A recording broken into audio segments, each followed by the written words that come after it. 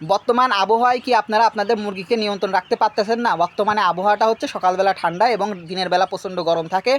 রাতে প্রথম ভাগে হচ্ছে আপনার প্রচণ্ড পরিমাণে গরম থাকে এবং শেষ রাতে এসে ঠান্ডা পড়ে। এই অবস্থায় আপনার মুরগি কিন্তু রোগাক্রান্ত হবে, ঠান্ডা এবং শুধু ঠান্ডা না, ঠান্ডা সহ গাম্বুরা এবং অন্যান্য বিভিন্ন রোগে কিন্তু আক্রান্ত হবে।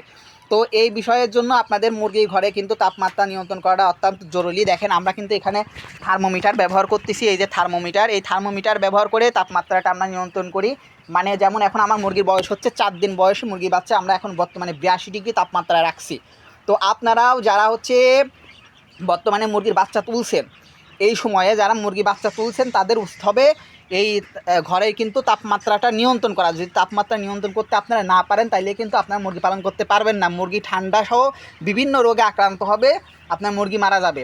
আর আপনার যদি নতুন হন তাইলে তো আপনার অবস্থা আরও খারাপ। আমরা দেখেন কিন্তু চারিদিকে এখন পলিথিন দিয়ে দিছি, চারিদিকে দেখেন কিন্তু আমরা হচ্ছে চারদিকে সালা টালা দিয়ে আমরা কিন্তু ঘরে কিন্তু তাপমাত্রাটা নিয়ন্ত্রণ রাখতেছি। বর্তমানে আমার মুরগির বয়স 4 দিন, আমি তাপমাত্রা রাখছি 82 ডিগ্রি সেলসিয়াস। বুঝতে পারছেন? তো আপনারাও এরকম তাপমাত্রাটা নিয়ন্ত্রণ করবেন, নাইলে কিন্তু এই মৌসুমে মুরগি বাচ্চা তুলতে পারবেন না।